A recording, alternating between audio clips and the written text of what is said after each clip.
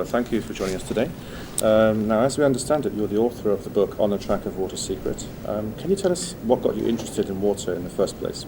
In the first place, I have been the chief of the consumer production in Austrian TV, and they told me about the technology of Mr. Kronberger from Tyrol, and I thought they are very stupid, because I couldn't imagine that you can give information into water or you can change water without technical equipment. And it has been 2 or 3 years, and they told me again and again, and as a consumer producer I said, if we do nothing wrong, it's not a story for me. Then they say, no, it's not a story that they do something wrong. He can change the water, and he can optimize the water. I couldn't believe it. It's another world. It's completely other world. One day, then I came to Tyrol and I made a meeting with him. He was a very nice old man, very close. We have the same pre-name. His name is Hans. My name is Hans. And he showed me a box with letters and said, "Look at these letters. The people write me these letters." And as a journalist, I got very interested and say, "Can I see these letters?" And he gave me and said, "I want to control. I want to check. Is it true what they say? Are there crazy people that write you letters about better situation of growing the flowers or for health, for everything?" And I need 3 years, and I checked one second, the third, and step by step I came closer to this idea. It's now 8 years, it has been 8 years ago I started this, and then I had the problem. I went to the scientists and asked them, is it possible that they produce information into water? They say, no. And then I went to the people, they use it, and I was surprised. They are very common people, and they have sworn that it works. And so I tried to bring them together, the experience and the science. And then I found some scientists, they say it's possible, because we know such a little bit of what water can do. It will be the greatest problem of the 21st century to get very good, clear, healthful water. Whenever water you have enough, there's no discussion. It's self-evident. It's absolutely self-evident. But we are in a situation, some countries more, some countries less. We are in a situation that we have problems more and more about water. And so here it comes together to save water from the quality and from the quantity.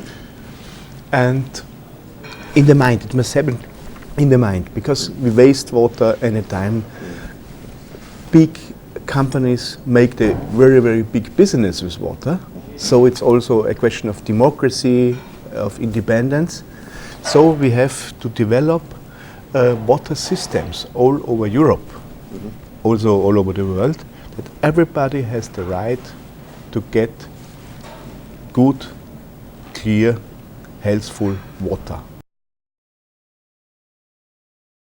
We need to change in our mind. That's the most important thing, that we say water is a holy thing. Exactly, a holy thing. And this holy thing we have to save. We have to save in the administration. I think it's also a dangerous way to give to very big companies the right to sell the water. I'm absolutely sure in the meantime, because I told you I have more than 1,000 examples. And at the beginning, The most experiences has been on private experiences from people. Yeah. But now we have big companies who use it for their systems, and they count the money and they test the water several times a day, and their experience are scientifically relevant. Yeah. To save the money because they need no biocides, pesticides, and other chemical products to save the water, to stabilize the water, and they don't destroy the water with this technology. And now we have, as you know, downhill ski runners. They make the skiers with this water.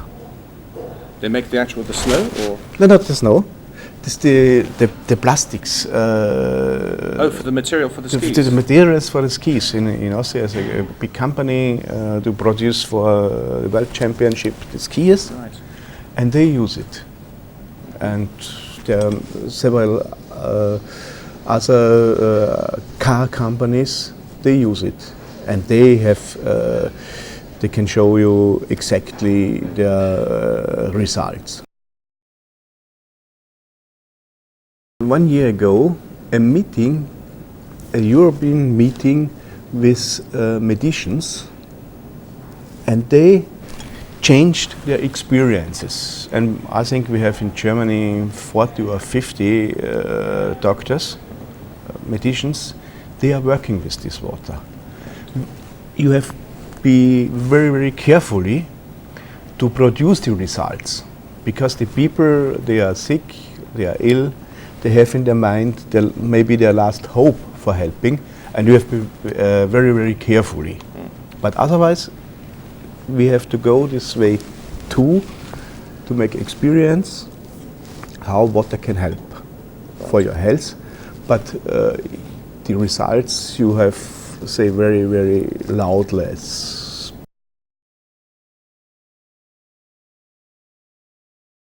They find that 1 or 1.5% less diesel Consumed by the yes, locomotives? by the locomotives. Okay. And for China, that's a large amount of diesel. Yeah. You can, I think it's as much as diesel as an example in Austria you use all over the year.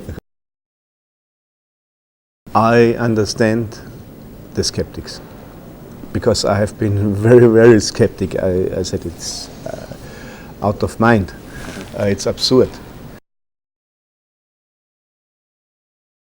Especially in Austria, it's easier because we are very rich in quality, high quality of water. So I think it's also a very dangerous way in the European Union that they want to distribute the water. They say we have to bring it from Central Europe to Spain. Right. We have to find a way to protect the water in Spain. We have to find a way to protect, to save the water in England.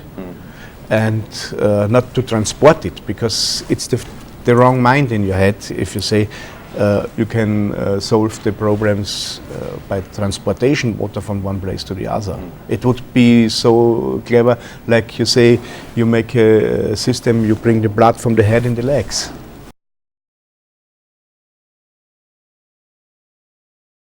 I think it's the wrong way to give it to the private companies, but it's a way it's very hard to stop. Mr. Kronberger, thank you very much. You're welcome. Appreciate your time. Thank you.